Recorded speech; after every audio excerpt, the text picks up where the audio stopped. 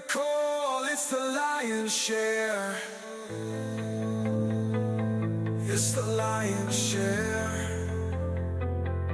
It's the lion's share. It's the lion's share.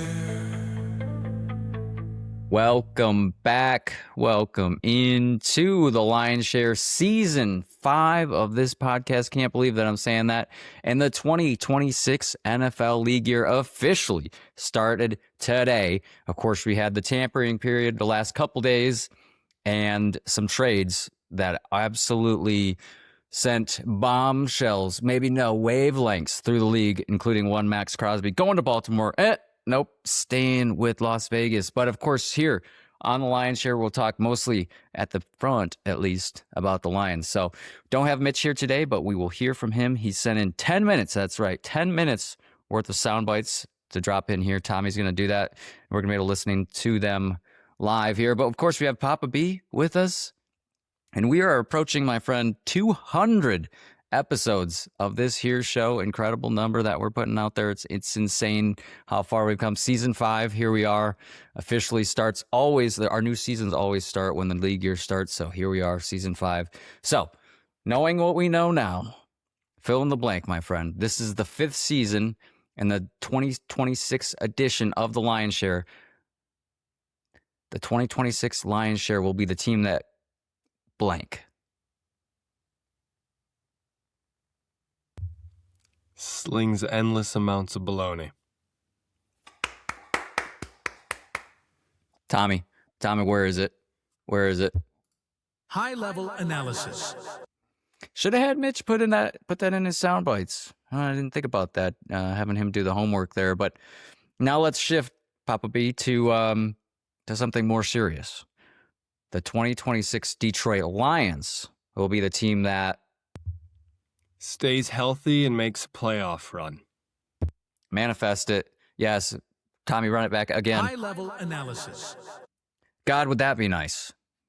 Have a healthy season for once. God forbid we get a little luck in the injury department. Whew, yeah. We got some new players, and we lost some players, though, too. So we're here to talk about all of that. I didn't come up with what I think the 2026 Detroit Lions will be the team that, let me see if I can come up with something on the spot here. I think they will be the team that wins the NFC North, takes back the North this season. They're going to have a fight, though. They're going to have a fight with the Bears, and of course, Packers are always going to be there as well. Vikings, maybe with Kyler Murray, might make a little noise. Maybe. I don't know if Kyler Murray is official yet, but that's all the word on the street. So I think it's going to be another battle in the North, but I think this year the Lions reclaim that top spot. Would love to see the worst to first, and I'm not going to lie, I thought you had some breaking news for us there. I was shook for a moment. Thought we were already quitting on McCarthy.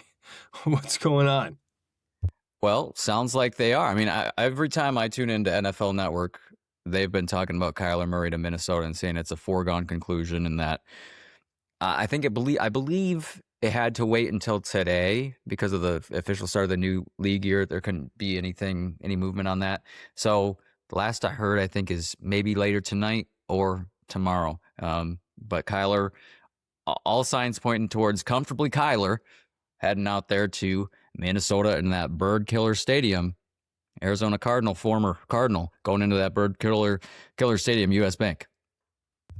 Yeah, that's pretty shocking. I thought I had heard he was going to swap to the old baseball career. I'm pretty sure there's a team out there. Not sure the team has the rights to him right now.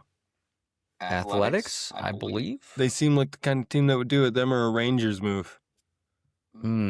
I could be wrong. I think it's the Oakland A's, which are they the Vegas A's now, or the Vegas something else? I haven't watched baseball in a few years, and you're going to drop that bomb on me?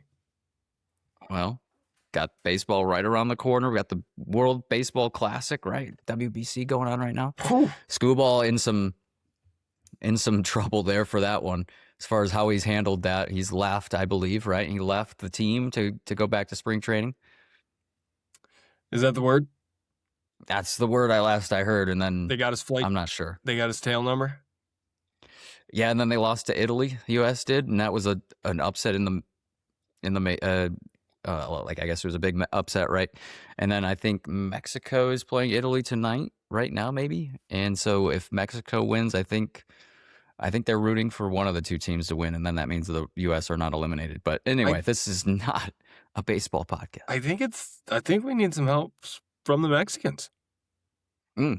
Okay, well, you beat up on them just a few days ago, and now you're rooting for them. So Every so often, every once in a while, yep, you do.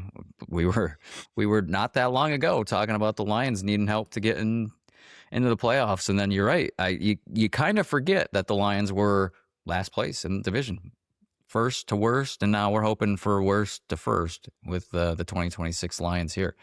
So let's talk about those Lions. And before we do that, watch us on YouTube. Got the video format, and I believe Apple Podcast. Tommy's telling me in my ear right now, Apple Podcast video format coming to you soon. Spotify has had video and continues to have video, so if you're on Spotify, you can watch us as well. And subscribe on all those channels. Like, comment. It really does help us out, helps us grow. So thank you to the shareholders who have been waiting for this episode after we took off about a month. But here we are with the free agency. Papa B, Mitch started with the leavers, so you want to start with the guys that left first?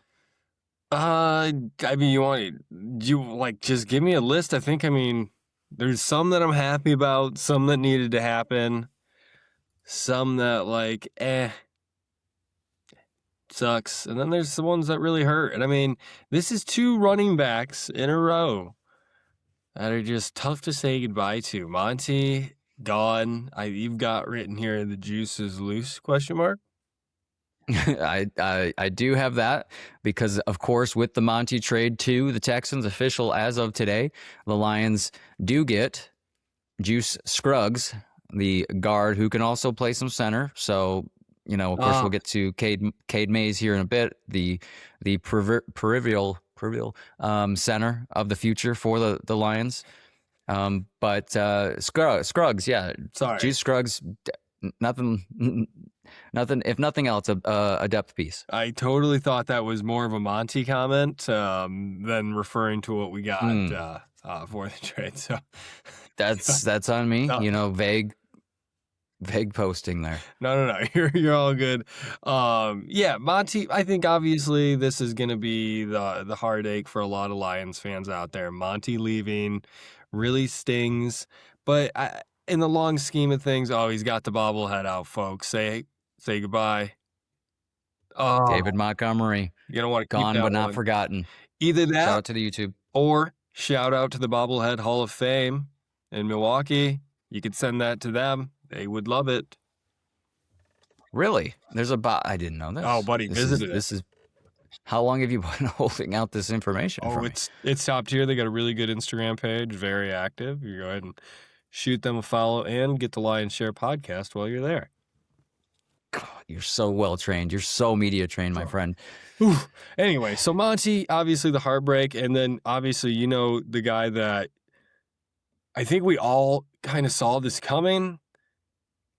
Decker, I mean, what's your thoughts here? I mean, obviously glad he's gone now, early, but that's where I'm at. Well, think back to the last episode we did post Super Bowl. We tried out that fancy schmancy little GM simulator where we went in and what did we do? One of the first things we did was we cut Taylor Decker because we were assuming he would retire or the Lions would cut him. I think what threw off a lot of fans was the fact that he had that kind of ceremonial I'm coming back, baby, and then the Lions presumably kind of I guess the Lions didn't. Yeah, I mean it was funny because I think it happened quicker than we expected. We all wanted it. Mitch especially was like, "Do not push. Don't let this procrastinate and have a Ragnow situation," which of course they learned from. But we heard them, Brad and Dan, talk at the combine and in those media appearances. I believe the day before Taylor Decker returned or announced his return, and they were kind of mute on that, but they were saying, they're going to let him take his time. Anyway, all of that to say, I think it caught a lot of people off guard, myself included, that he returned only for them to cut him. But the whole cutting part really doesn't surprise me.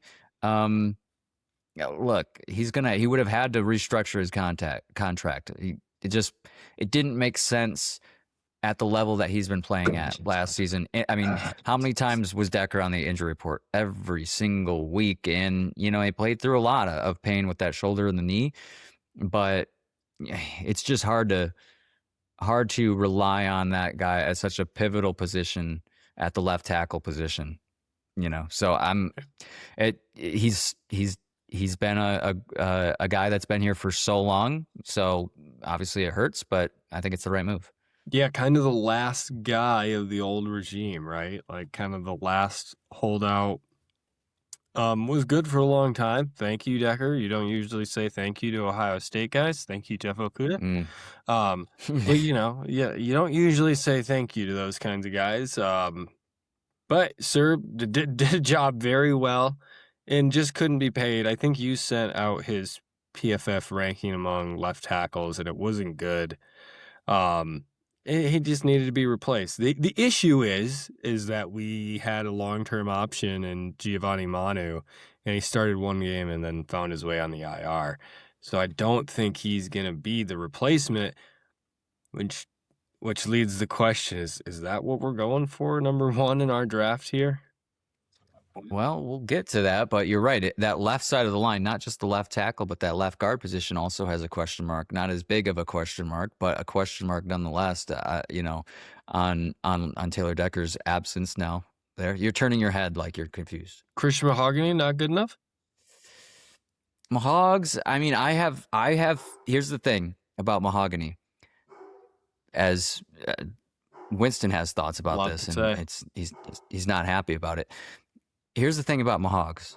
He works in that system. He works in that unit of the offensive line when you have everybody else around him playing a solid role. If there's some question at left tackle, that gives me fear about Mahogany at left guard. And a new center. I think I don't know. I think he can fit into a system. I think I give him a lot of credit because he missed his opening training camp as a rookie and still was able to fight his way back, learn the system, and has become a starter. So I think I'm going to give him a little more credit in that department. That to say, that's why you'd love to get a veteran left tackle in free agency, but they're not cheap. And if they are cheap, there's a reason they're cheap. Yeah, and there was a guy on the list, Wills, from Cleveland, that I think I sent you and the guys in the group about that. But I believe he was signed today, so I think he's off the opportunity for tackles out there, and it's pretty thin out there for the options at left tackle. Yeah, and it's tough to, like, if we'll not get into the draft, but it's tough to draft a guy and expect him to be a top tier guy and ready to go day one in the NFL. There's a difference. There's a learning curve. So, yeah, we'll get to it. The other big name I'm seeing on the list here, the Leavers, and we all know him, Mr. Fanzalone himself. Throw the wigs away. Well, maybe don't throw them away, but send them off to wherever, a better home. Yeah. Send them down to Tampa, I guess, because that's where Anzalone, which I have the note in here, longest running captain on this team, 2021. Him and Jared Goff have been in the captain roles since 2021, since Dan Campbell era started. And so Anzalone gone to Tampa Bay, losing a captain though too. Yeah, and I mean, like, you knew he was gonna. What's crazy is I think if Miami or Tampa offered him, he would take either or, and they could offer him significantly less money, and he would take it. He went to Florida, I think like every time he has a break, it feels like he was in Florida. So I'm assuming he's got a home. He lives there. Yeah. Okay. There we go. So good on him. He's going to end up retiring at Tampa Bay most likely, and after this season or next. So good on you. Thank you, Jack Campbell. Welcome to a captain spot. I was going to say, you think he's up next on the C, up next on the contract extensions, and probably up next on the captain list. Yeah. Yeah, and on that contract extension, you think they do the same thing they've been doing, roll that 5th-year option in, since we got Gibbs and Campbell, both first-rounders here? Yeah, I got to imagine that's the path where we're at. Next one, we've got, of course, we'll talk about it, but, Jared got the big restructure today, so that freed up a ton of money. 3-2, right? How much it freed up? Yeah. I think it freed up 40 or Oh, 45. okay. I So heard 32. they've gone from in the red to the estimated cap space right now from Lions Royalty, Lion King on Twitter. Shout out to him. He's crunching all these numbers, and these are estimates, of course. But $37 million in the black. They were in the red, I think, 5 or so after some of the moves. So they've been making their way down with some of these cuts with Monty and Decker.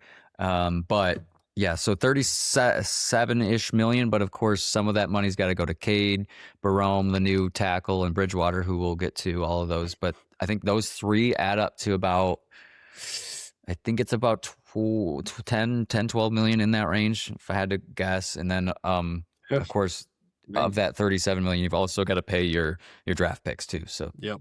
Good money to go around there. Good point. We got what are our draft? Oh, actually, let's hold off on that. Sorry about that. Last name on the list for leavers, big names that is Roy Lopez. Crazy that he's going back to Arizona.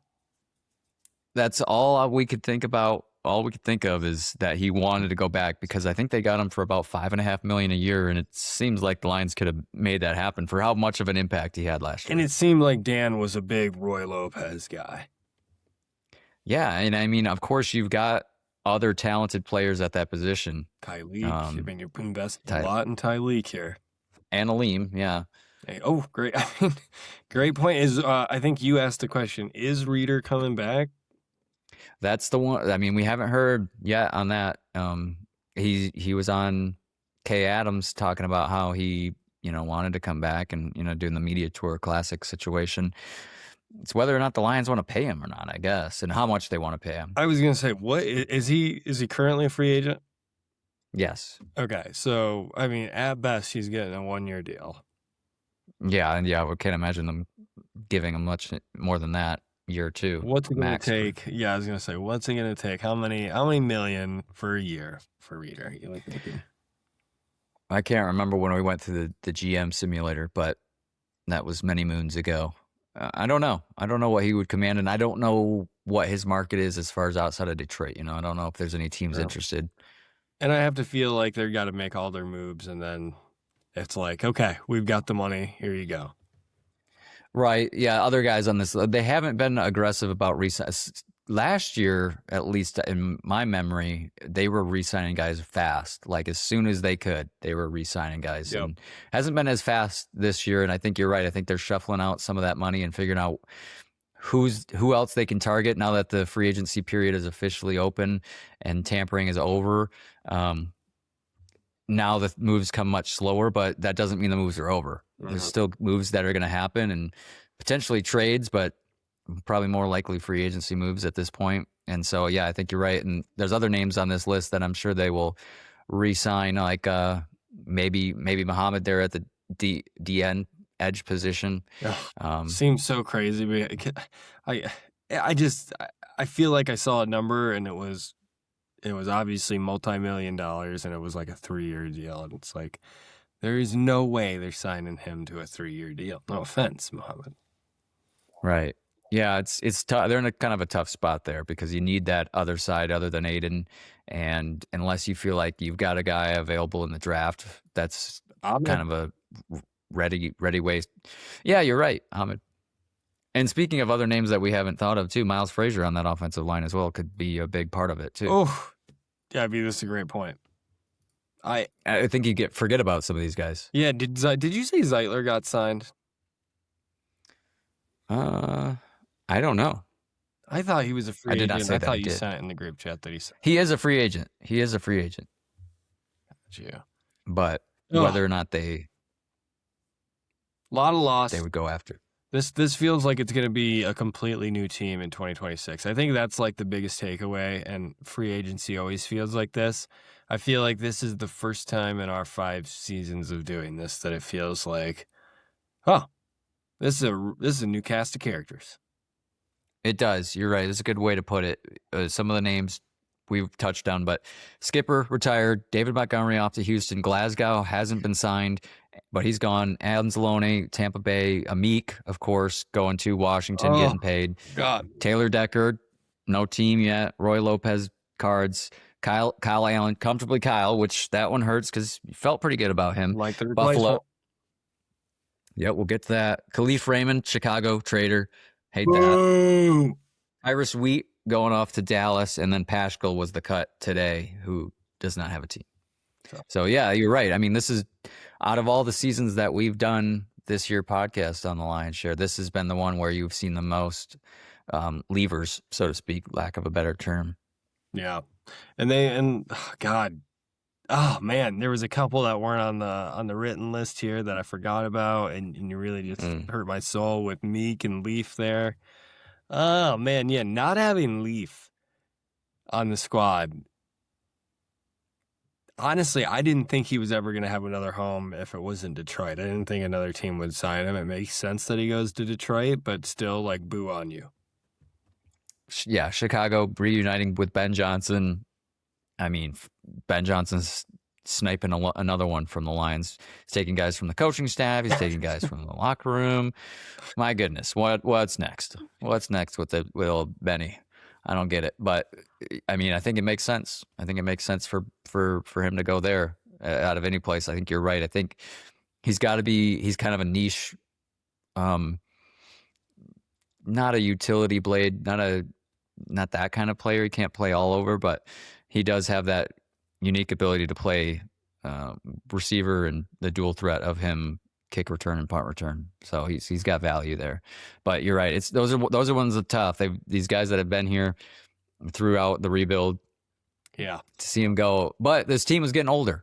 I think I saw their average age was creeping up towards 30. And I mean, it just seems like just a couple years ago we were talking about how young this team is, and time flies, and you get a couple vets in here, and your average age is suddenly towards the top of the league, I believe. So some of these guys, you know, as painful as it is, you're just not going to have them long term, and you got to know when to let them go. Mm-hmm. Yeah, so it's I feel like, yeah, you're right. Just a couple seasons ago, I feel like we were tied for like youngest team or something like that. That's crazy, and that was when we were drafting. I don't know if that was the Gibbs draft or if that was I feel like that was more the Hutch draft. Yeah, it was a really young team then. Mm-hmm. We had, yeah, absolutely. Well, let's listen to Mufasa's thoughts on some of these levers. Just so you know, I've left myself to not listen to this yet. Okay, this is first time listen for you. All right, we'll listen to it together with shareholders. Shareholders, special recording edition from Mufasa, because being a father of two cubs means doing things you don't want to do, such as going to swim lessons on the nights you are supposed to record. So here we are. Tough. Give you my thoughts on a few things, and obviously listen in as Andrew and Ben give you the full-fledged episode. So free agent moves, team levers. I'm really good with almost everything except for Roy Lopez. Roy Lopez became a key part of that defense and an integral rotation piece on the defensive interior. So that one hurts. Congrats to him for getting paid. He got a nice little bump. But yeah, as far as run stuffers and knowing where we're at with DJ Reed, and you know, Aleem is more of a pass rush guy, but hopefully he's back to his normal self. A little bit of a shell last year coming off the injury, but hopefully he's back to what we know he can be and what we've come to expect. But Roy Lopez is the biggest one that hurts. Taylor Decker, I'm fine with. I'm assuming they thought he was going to retire. He said no, didn't want to restructure. See you, dude. You were ranked so low in terms of win rate and pass block and run block. Like, we can't afford you. Thank you for your service. You've been a great help to the team. You were with everyone through the mud, through the absolute butt cheeks parts of the organization. But it just felt like it was time. Same thing with Leaf. I know they left Glasgow. Leaf stings a little because he went to the Bears. Like, come on, dude, get over yourself. But I feel like with Meeks, they're going to be able to work with him all off season. And Tom Kennedy obviously was doing pretty well on kickoff return. So I feel good about return situation and having someone that can come in and give St. Brown some relief in the slot. They're going to use Gibbs in the slot. I'm good there. Again, team leavers, there's some stuff that's not awesome. Meek is kind of tough, but again, you got paid. Good for you. Congratulations. He was also kind of like Meek to me felt like boom or bust. He was either all over guys or he let up a big play. So a little tough there. But additions wise, Pacheco, I love Pacheco. You let Montgomery. I didn't even talk about Montgomery. Listen, Sonic and Knuckles was fun. They clearly want to make Gibbs the premier back, as they should. He's one of those guys that I think I texted the boys and said, who were the running back twos behind Barry? Feels like Gibbs has the potential to get close to Barry and be like an absolute. He already is a game record game changer. So, I wish Monty all the best in Houston. I hope he does big things, but felt like the relationship was going stale, and good for Monty for being the consummate pro and being a good teammate to Gibbs on the sideline. So, again, no hard feelings, but I love. Okay, we'll pause him there, and we'll talk about the additions, and then we'll hear from him for his additions. But well said. We missed you, buddy. Mufasa, integral piece to this. As Lopez was to that defensive line, you are just as integral as he is to the Lions, or he was, as you are to this year podcast. The 2-man game isn't as good as the 3-man game. In swimming license, integral to life. Yes, swimmingly. Things going swimmingly, it sounds like there for him. Yes. So, love that he kind of forgot about Monty. That made me laugh. I think I forgot. And that's what we led with. Yep. And then my other thought, I really didn't think that Mufasa would have such a heartbreak over one Roy Lopez. Yeah, I think it came as a surprise. Like we said, did he basically leave Arizona to bet on himself, get a bump in his salary, and come back to the team that he was with a better salary? Honestly, you say that, but that's exactly how I can see the pitch that Dan and Brad would give him. Yeah, because they're players, guys. Right? Like, bet on yourself, come out here and ball out, and then we'll see if we can afford you going forward. We'll cross that bridge when we get there. But either you're with us or you've got an opportunity somewhere else and you've improved your value. Yeah, basically, in no uncertain terms, saying you're not going to win a Super Bowl with the Cardinals. Why don't you come here, try to win one? We've got a team that can win now, and we could really use your services here. And like you said, we're going to give you a 1-year deal. You can earn yourself a pay bump either with us or with someone else. Put it all on the field.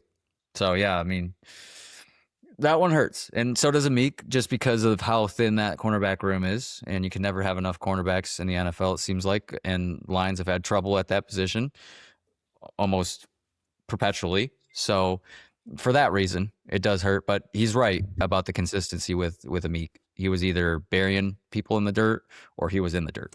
I mean, there were a lot of good flashes from Meek, and he was, you love the attitude that he had, but consistency wise wasn't always there. Yeah, I'm glad you brought that up because I did kind of forget that he touched on Meeks as well. But as always, Mufasa's spot on in his analysis. You want to give him one of them?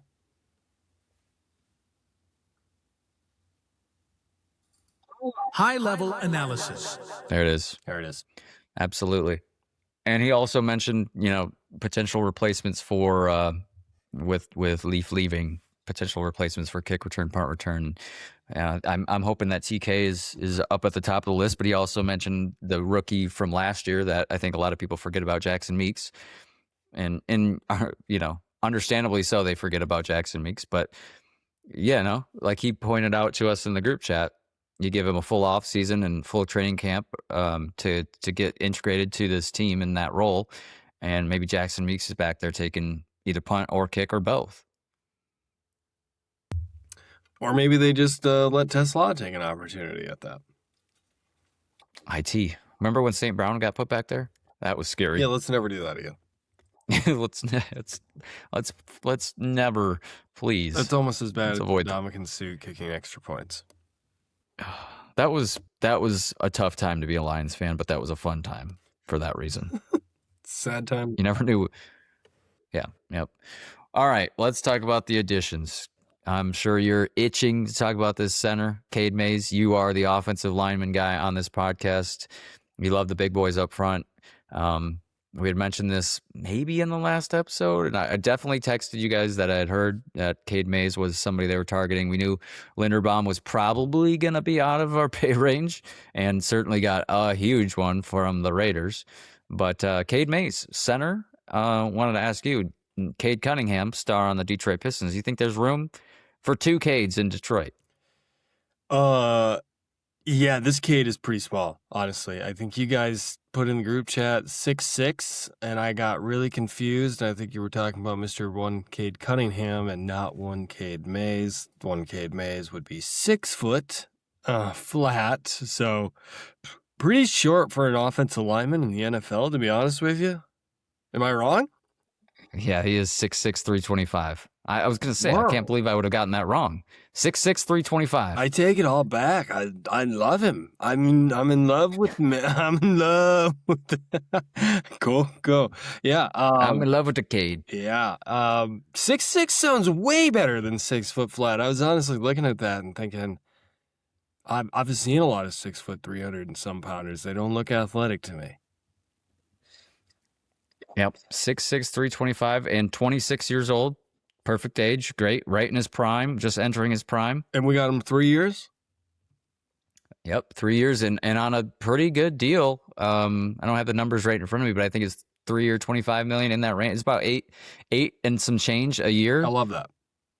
Not bad, not bad at all. And he's a solid addition to this team, a needed position, absolutely needed it. Could not have wide body Cologne out there. And Glasgow, way better at guard than he is at center. He shouldn't have been asked to play center as much as he had to last season, just kind of the way things shook out. Yeah. And it was the better of the two between him and Ratledge, the rookie out there. So that all makes sense. But I'm excited for Cade Mays. Is he going to be Frank Ragnow? No. Does he need to be Frank Ragnow? No. But he's going to be better than what we had last season, but don't expect like Frank Ragnow all-pro from this position, I don't think, unless he has an incredible resurgence in his career. This guy's, middle to the top end of the range, and I think he's a solid player. I'm not going to say he's going to win Pro Bowls or earn himself Pro Bowls, but a solid position and a much-needed one for this year, Detroit Lions. Yeah, and just so we can kind of recap, and I can get my brain rate from right to left. We've got Penne into Ratledge, into Cade, into Mahogany and Juice fighting for a role. Yeah, and maybe throw Miles Frazier in there because we know he can play any position as well. I don't think that would happen, but I think just know that is out there. Yep, and then just an absolute question mark at left tackle. Yep, that's the big one. But like I said earlier, left guard too, kind of that whole left side is certainly where all the eyes are in this draft, and wouldn't be surprised to have them target both of those positions. I wouldn't be surprised if we got a tight end. Oh yeah, I got to get a tight end as well. Laporta coming off of his back injury, and tight end is not it's not full. It's not a tight end. The room is not full with Laporta, Brock Wright, Zach Horton, and Thomas Gordon. Is Brock Wright? He was hurt too, right? Yeah, the last game of the season, he landed on his neck. That's right. So, question mark at tight end. Yeah, I think they definitely go get one here in free agency, or they draft one. Throw out another name for you at left tackle as well. One of the additions in the kind of in the first couple hours of free agency, I think it's Larry Barone from Miami. I forgot about him. Again, another guy that a younger guy, 26 years old, 6'5", 325, about the same size as Cade there at center, surprisingly. But he's a fifth rounder for Chicago a couple years ago, and then has bounced to Miami and now with Detroit. Don't know that this guy's starter caliber, but that's another name as well. Third team in 5 years doesn't scream it. No, but maybe just needs the right position, needs Hank Fraley as his O-line coach. Maybe that's what he's missing. Yeah. Maybe a little. Nonetheless, I think we're feeling more comfortable about the depth at these positions. Last year, the depth was really lacking, and that hurt them a lot. Yeah. I think this is the first draft that we're going to go into where I feel like we've got like a lot of needs to cover. A lot of needs to cover. Yes, absolutely. And we'll get to the draft here in a minute, but Just finish up with Mufasa. left. You want to hear more from Mufasa? Oh, I can't wait to hear more. It's like sultry. We can wait. We can hold off on him. I'm sorry. Okay. How about Pacheco? Yeah. How about Pacheco? This one surprised me. I'm not sure how it landed for you, but I thought they might go try to get some of these cheap. I mean, running back you can get fairly affordable these days, and there were a couple names out there. James Conner from the Cardinals, I thought might be would want to be one they targeted with the connection with Petzing, but he did re-sign with the Cards. So Pacheco off the Kansas City Chiefs there. Yeah, when I first heard it, I thought, is this the guy from the Chiefs? And then I thought, no, there's no way Brad went and got the guy from the Chiefs. Plus, that's another like speed back, so there's no way that they got this guy. Lo and behold, the guy I was thinking of, Mr. Pinocchio himself.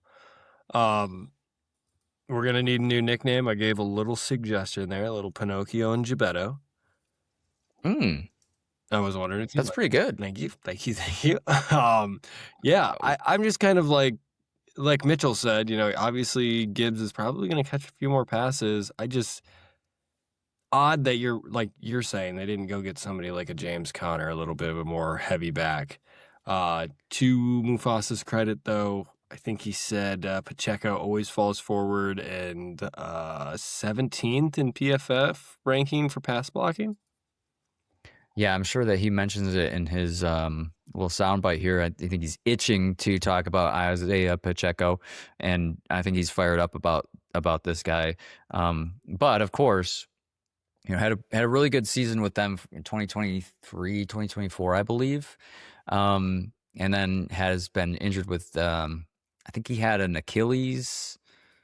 Did he have an Achilles or an MCL? He had an MCL last season and missed 4 games, but he returned.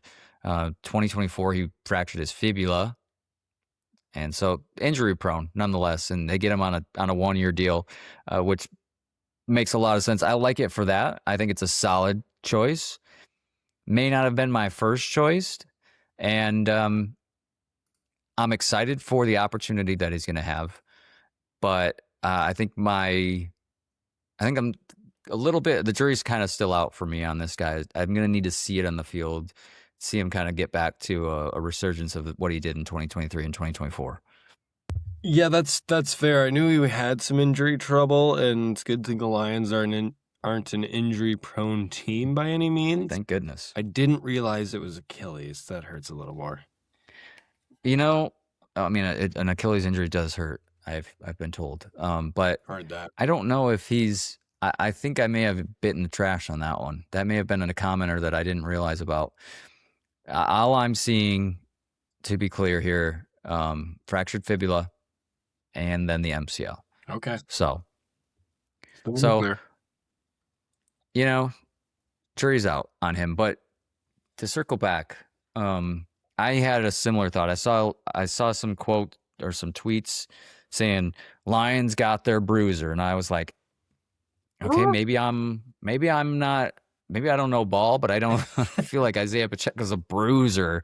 Not in the traditional sense. He's not like a Scadaboo or anything like that, and some of the old school guys that you think of.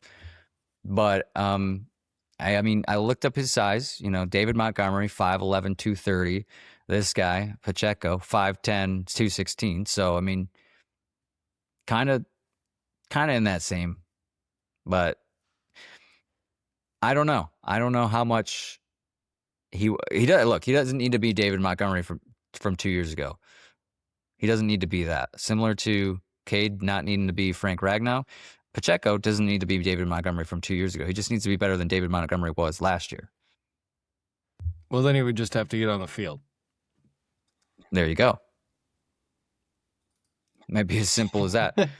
I like it for the opportunity for him to run some Texas routes, some screens, see what the kind of offense Petzing.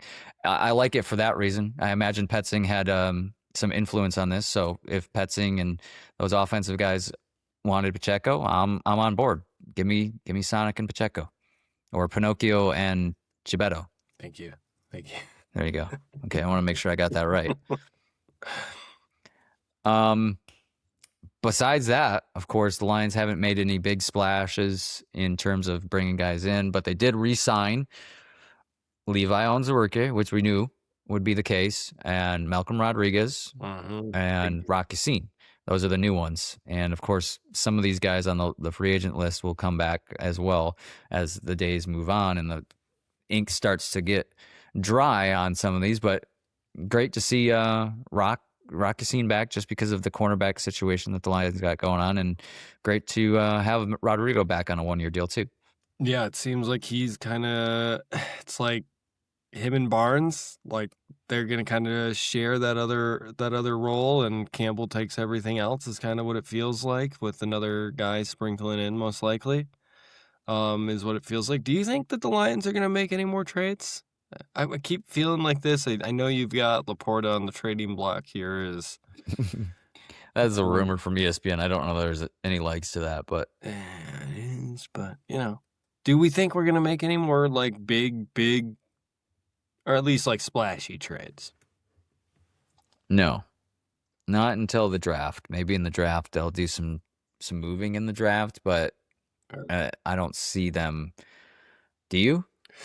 I was thinking maybe Mahogany gets moved. Like you got my mind working there, or we might move somebody else along the interior defensive line. Was my thoughts.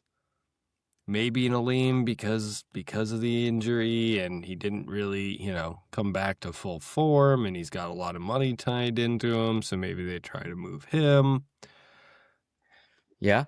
I just didn't know if anything else could happen. Anything can happen in this league. And I think though that this front office, this team is good for about one like sort of, whoa, total surprise every offseason. There's always been one move that we're like, wow, I can't believe they traded this guy, or wow, I can't believe they cut, can't believe they signed, can't believe whatever, fill in the blank. So I don't think that we've had that. I think the most surprising thing was Decker's unretirement return only to be cut. And then maybe Pacheco, kind of a little bit of a surprise, but a position that they knew they needed to fill with David Montgomery leaving. So there hasn't been anything that's been like, whoa, this is huge for the Lions this offseason. And it didn't necessarily need to be that. But the free agency period is young, my friend. We are only just a few days in. I wouldn't be shocked to see, obviously, some small moves will be coming, but maybe one more medium-sized. Terrion? I don't think anything's happening there, no.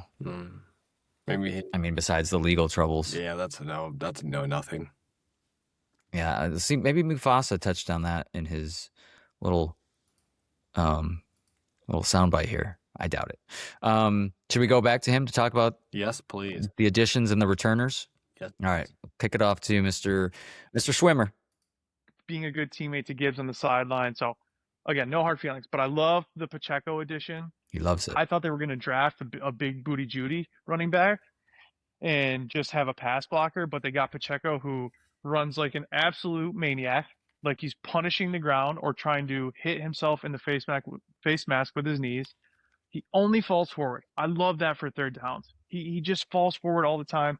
And per PFF, he was the 17th ranked running back pass blocker out of 90 running backs.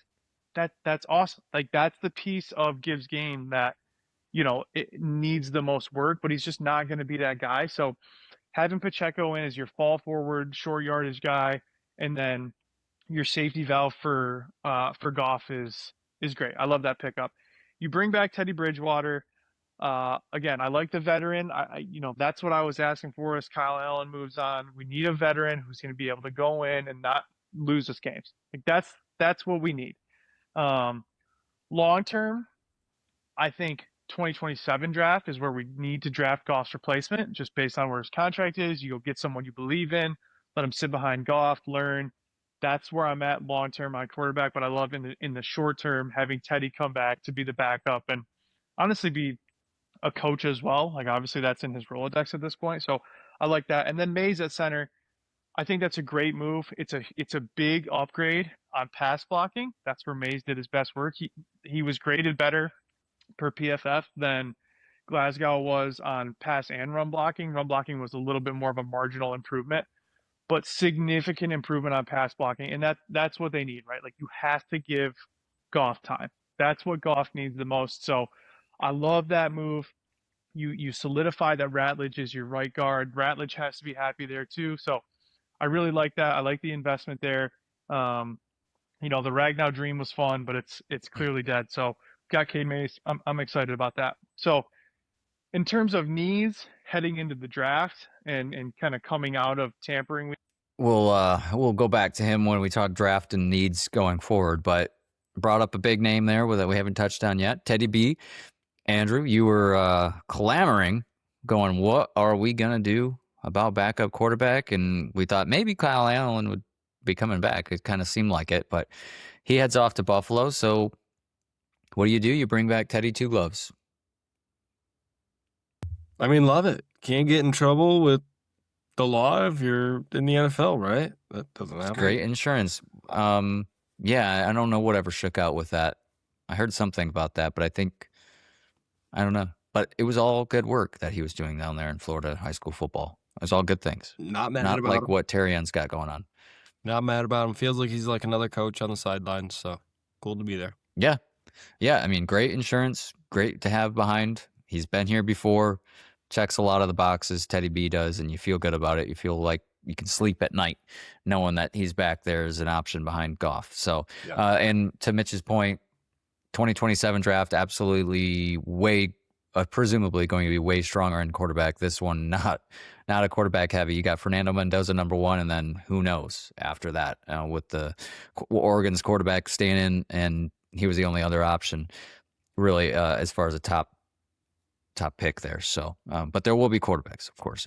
But if the Lions are looking quarterback, you think that's probably happening more so next year. They target the position of edge, offensive tackle, offensive guard, D tackle, maybe cornerback. A couple of the positional needs that they need. Maybe there's a quarterback at some point in there, though. Yeah, I was really hoping they were going to get Rashawn Gary as far as an edge here. Yeah, that would have been something. How about him getting hacked, supposedly? Seeing he was leaving and then now traded to Dallas. Good one. Yep. Let's close out the Lions here. Germany. Going to Germany next year, so mark your calendars, folks. Lions will have their first international game, I believe. Don't quote me on that, but I think it's their first. About time. Yeah. And then TA, yeah, he's got some legal troubles, although that's kind of settled. It sounds like the dust has settled on that a little bit, but something to watch for going forward about old TA. He's not doing himself any favors there. Yeah, that whole situation was a little odd. Felt like he wasn't really involved. It was a house that he has some friends staying at that got robbed, and then he was like, Police get didn't my stuff back, or at least make him pay for taking my stuff. Yep. Essentially, in simplified terms, that's what it was. Yeah. So who knows? And it originally didn't seem like he was involved in, but now maybe a little bit more involved. So, yeah, so the Lions, now if we want to shift to the draft talk, they've got their comp pick awarded to them. So they got an additional 5th rounder. That brings their total picks up to, count them, 9 picks in 7 rounds. And but only 2 of those in the top 100. So going to have to make their moves strategically if they're thinking about moving around there in some of those windows that they don't have picks. What do you know the 2 in the top 100? What numbers they are? Well, they've got number 17, the first round pick that they have, and then they have number 50 overall, and then they've got a gap until 118. Oh, buddy, they're getting rid of 118 and they're moving up in the first round. And then they have 10 picks after number 118 at 128 for the David Montgomery trade from the Texans. They have number 128. Nope, they have 2 in the 5th round, 2 in the 6th round, and 1 in the 7th. So I take it back. They're getting rid of 128. Yeah, that's the one. That's the house money one, right? Yep, that's the fresh one. So you can get rid of that. It's like we didn't There's some even have talks. it. Nope. And in that 5th round pick, the number 181 is the comp pick. Could see him shopping that one as well, trying to move up. Spoiler alert, but Minch has some talks on that because it's a kind of a slippery situation. Although maybe with the fallout of Max Crosby's thing, now the Raiders don't have that second pick. A lot of mocks had them taking, of course, Fernando Mendoza number 1, and then picking up a tackle, whoever's available there, whether it's Spencer Fano or Monroe Freeling or the tackle from Miami. I think it's pronounced Moigoa, something like that. I'll let you take it. Francis. I looked up the pronunciation. Don't have it in front of me, so that's on me and Tommy in the prep room there. But yeah, so maybe that helps out the Lions. The fact that now the Max Crosby trade doesn't go through. Now the Raiders don't have that second pick to take that tackle.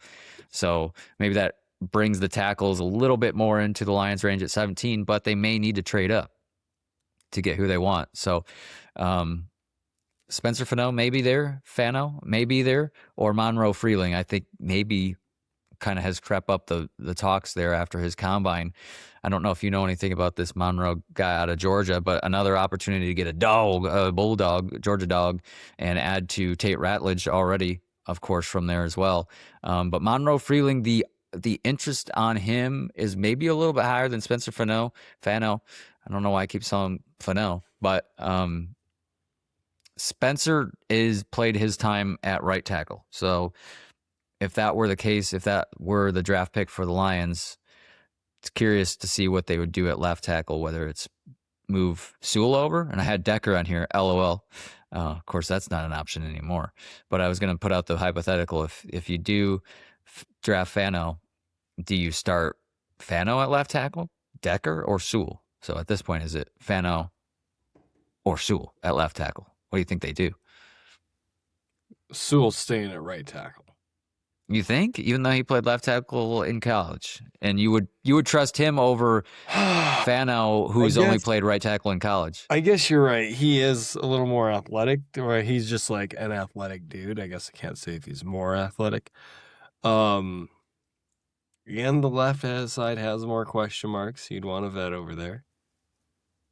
Yeah, it's a fun hypothetical to think about, and of course, the ideal thing would be Monroe Freeling out of Georgia to kind of take all the question out of it, and then you can play him at left tackle since he's comfortably at that position. Yeah, and they do love themselves some Bulldogs, like you were saying. Yep. And then there's Caden Proctor from Alabama, who's the lesser ranked, kind of been falling a little bit on the ranks as far as draft boards go, now ranked number 24th on the big board, but still projected to go to the Lions there at 17 if they stay there. But he is a Bama guy, and they do some Bama as well. Yeah, basically any team in red. Ohio State, Georgia, Alabama. Yeah. They've picked all 3 of those. Brad Holmes has a type. Yeah, maybe that would help us kind of solve the mystery here. Fano, number 10 ranked overall on the big board here. But it does sound like Monroe Freeling and Francis Mauigoa going to be gone in the top 10. And then maybe you get Fano, maybe you get Caden Proctor. But you know what we need to do is get the college football expert on the next episode or whatever episode it may be when we do our pre-draft show. Absolutely. We need some insight into this. So we'll also get some insight on the top 30 visits for the Lions. Those will be happening soon now that the NFL season has officially kicked off. Now it's kind of really off the free agency now that that's cooled down, the frenzy.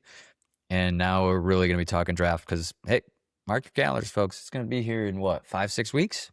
Yeah, also telling who they invite on those 30 visits too. Because they typically do target those those guys that they have visit, they target them heavily in the draft, and it's a good clue to see where they're heading with whoever shakes out on the board. So let's go to Mufasa. Well, he tells us what he sees for the future. Spring week or the big tampering moves. Number one is a tackle. How are they going to approach it? It feels like maybe they'll move Sewell to the left side. We'll see. There But we go. obviously, they got some depth and rotational pieces on the line, which is always a good thing. Sorry, Manu. It feels like a little tough based on the free agency moves for you. But they need a tackle, whether it's left side, right side. I wouldn't mind either way. Sewell has emerged as the best, if not maybe at worst second best right tackle in the game. So you just leave Sewell there. You got Ratledge with a year under him, and then you bring in Mays. Like, you're kind of anchored on that right side. I don't hate that at all, but obviously you need a tackle one way or the other. We need an edge. How long have we been saying it? Muhammad did a good job of kind of coming off and giving Hutch some relief, but they obviously still need Pause. a premier pass rusher opposite of Hutch. I don't think it's going to be addressed in free agency. We tried to do that with Zadarius Smith, kind of worked, kind of didn't. We'll see what they do. There's still some pieces out there that feel similar to Zadarius in that light, right? Like, maybe you're just coming in to be pass rushers, and maybe they go get a guy like that. But they need edge help. You've got Hutch on one side. If Aleem is back, you're getting pressure up the middle. You need someone on that other side. Secondary depth. That's a big one. You brought Rocky Scene back. That's great. I like that move for rotational piece, but we obviously saw DJ Reed have some tough games coming out of injury. Another guy that you hope he's back to himself. You hope Branch comes back. Kirby comes back. Is Terrion going to be 100%? The starters, it feels like we're in a good spot, but we need those rotational pieces. Obviously, we need a nickel guy to replace Amik, because that's what Amik was supposed to be there for, just like a nickel slot corner. And he had to step up and was put in some precarious positions. So those are the big ticket items. It feels like I'm definitely forgetting one. I was talking about tackle and then edge and Anzalone. Farewell again. He wanted to get paid. We have to think about the long term. Jack Campbell's the best linebacker in the league. That's just objective. Won the award, best linebacker in the league. True. That's who you want to lead your unit now and in the future. Brad and Dan have made it very clear that when they draft these pieces that they believe are the cornerstones of the organization, that's who they're going to pay. I love that. Pay Jack Campbell. You gave Rodrigo a 1-year deal. You still have Barnes. Like, you have guys that can go get these things done. And you know that Anzalone's specialty was being the will side-to-side pass coverage guy. Just work on that stuff with these guys. I thought Jack Campbell also did a very good job in pass coverage this year in terms of improvement. So, again, I feel pretty good. Obviously, it's an important draft. Hopefully, the boys are drinking a ton of milk. No more injuries. We can't have a ton of injuries. So, tackle, it's a need, not a want. Edge, need, not a want. Secondary depth, need, not a want. Maybe more of a want, but tackle and edge are the first two priorities for me. They probably will go get some linebacker depth as well, and especially looking like at a Will instead of a Mike. But I feel good. I feel good coming out of it. I feel good coming out of the tampering week. Free agency, they have clear needs for the draft. And that is a comforting feeling. I feel like we've kind of been missing the last year or two. It's like, what is Brad going to do? Edge, cornerback, where's he going to go? It's tackle. And not only that, it feels like they have, from the Monty pick, or the Monty trade, excuse me, they have some capital to play with. So maybe there's a way you package some stuff. If there's a guy that you feel so passionately about, like Sewell, like, it's like, okay, this is the future of our offensive line for the next 4 years. Maybe you throw in a third, a fourth with your first, and swap first with another team. But there's some good tackle talent in the draft, so I think we're okay there. Those are my thoughts. Thank you for allowing me to be a part of this episode. A quick 10-minute hitter that probably feels like you were just listening to me for an eternity. Miss Ben, Miss Andrew, love you guys. Mufasa out. Love you, Mufasa. And in JC we trust. Jack Campbell, that is. Got you there, didn't I? You sure did, and I love what Mitchell was saying. It is objective, but best linebacker in the league. Love that. I think I have a little bit of difference with him. I don't think edge is a need. I think it's more of a want in my books. I think it kind of writing Ahmed off a little bit, maybe a little too early here. And he was kind of forgettable here at this point. So totally A couple fair. guys like that. Totally fair, but I think edge is more of a want than a need for me. Obviously, left tackle is the glaring issue, and I think cornerback is a little more needy than edge at this point. Yeah, that's hard to prioritize one over the other because it's both. You cannot have enough cornerbacks and cornerback depth in this league, it seems like, and for this team especially. So it's right up there. They're 1A and 1B, I think. And especially if we get an opportunity to re-sign the Prophet there at the other edge, you might feel a little bit better about the edge position, but I think that's the big question mark. If they don't re-sign him, then it's like, okay, that's a little more glaring there at the edge position, but we'll see what shakes out. Sure, I think the issue with the Prophet though is I'm assuming he wants a multi-year deal, and That's the sticking point, probably. You're right. Yeah. So we'll see what shakes out there. But it's great on you to keep bringing up Ahmed. I think he's slept on and, a potential boom or bust type of player. He could really come onto the scene this year off of a fresh, full off-season injury off of that. Give that time. Man, he said he wants to go die on the field. So, I mean, he's saying the right things. let him do it. Yeah. Inviting it. He's inviting it, shareholders. What do you think? I guess last thoughts on the draft before our big draft episode when we go deeper into this. But what do you think about Mufasa's point about, hey, what if you package a few picks in there and try to move yourself up to get that tackle of the future if you feel like it's not going to be there at 17? I 100% love it. I mean, it's the absolute right move. And if it's a plug-and-play guy, then yes. If he's not a plug-and-play guy, then no. If he's a guy who you're saying he can change the franchise, but he needs an adjustment, then he's not the guy. Yeah, it sounds like if Mamigoa, Fano, or Freeling is there, those are your three cornerstone tackles that are tackles of the future. You're willing to spend the money on maybe not Penei Sewells, but they're up there in that category. But if you don't want to do that, don't want to move up, or don't feel like you need to, Caden Proctor is probably not on that level of maybe game-changing, franchise-changing tackles. But if you feel like he's good enough and a plug-and-play day one starter, maybe you go get the Bama guy. Yeah. I mean, you sit on it and you take him. Yeah, I think that's what they're probably weighing right now, like we're in their head or something. But, do you see, it would be shocking for them to go anything other than offensive tackle, edge, or cornerback number 1, well, number 17, right? And you also just underestimate the the Dan Campbell effect and how much that man loves tight ends. Yeah, you're right. I haven't looked at tight ends. I mean, just leave it to this team to draft a tight end number 1 and then watch them say, he's just as good as a tackle. He blocks like a tackle. There you go. Well, there's no Iowa guys on the list, so I think they're safe from drafting anybody at the tight end position overall first, or 17th overall. But Kenyon Sadiq is that one guy that will go probably in the first round from Oregon, the tight end, and projected currently to go to the Bucs at 15. So, other than that, you don't have another.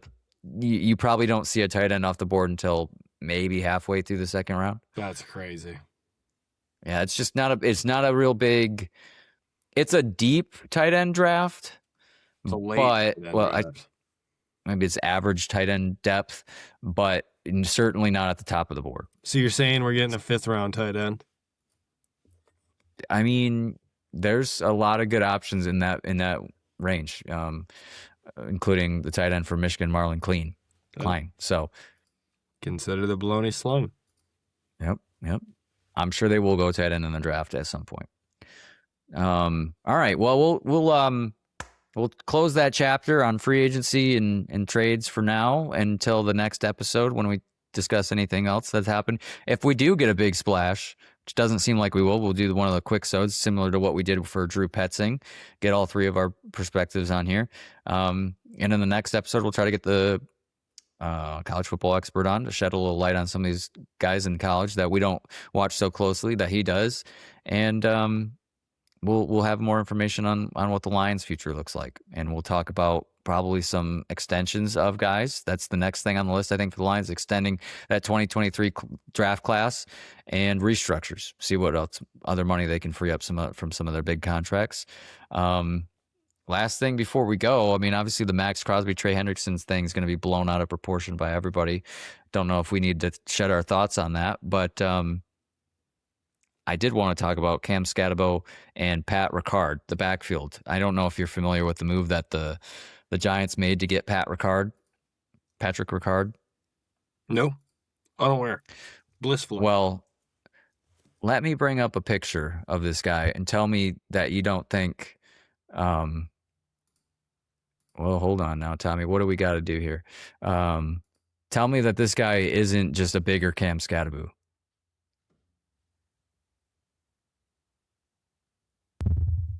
That's an AI picture. No, I believe this comes from. I'm not sure. What is this website? That's Pro AI. Football Look at that Rumors. one with the hood. This one? Yes. No. Look at this guy. You tell me that this guy doesn't have. I mean, look at him. And he's from the Ravens, of course, reuniting with Harbaugh. So it makes sense for a lot of reasons. Yeah. Hey, Harbaugh, the special teams guys, like, oh, I love my niche guys. Any guess on what this guy's height and weight is? 5'10", 280. You're close. I know he's 300 pounds or listed at 300, which is insane because there's no way he's 300, but he's pushing 3 bills, I'm sure. That's crazy And because that's what I thought Cade was. 6'3", 300. That's way taller than I'd ever think he was. And No, that's I know, it way doesn't look thicker than I would think a 6'3", 300-pounder would be. It's just insane. You know they added a few extra bills to that, but all that to say is that backfield with Scatterbo and Ricard is going to be Untackleable? they're going to be hurting guys left and right. That's all I'm saying. It's going to be an old school backfield. That is crazy. I'm going to have to... That is quite the deal. Yeah, because I don't know Cam Scatterbo. The only thing that could keep him down is a broken leg. Yeah. I mean, even that barely can keep him down. So Walking on the stump. Yep. I mean, everybody's going to be playing as those duos in Madden, truck sticking. That's going to be the situation. Reminds me of Tolbert. Yes, that's what I meant when they said that Pacheco was a bruiser. I was like, gone are the days of those kind of running backs. Really, I mean, they were kind of a dying breed. Eddie It's a lost art, really. like give me some boys eating snacks on the sidelines. Yep. I We mean- don't have enough of them, and maybe making a little resurgent here with Scatterbo, and Ricard is more of a fullback, but Harbaugh loves his fullback. Well, that was the talk at the office today. The boys were clamoring for a sumo at RB.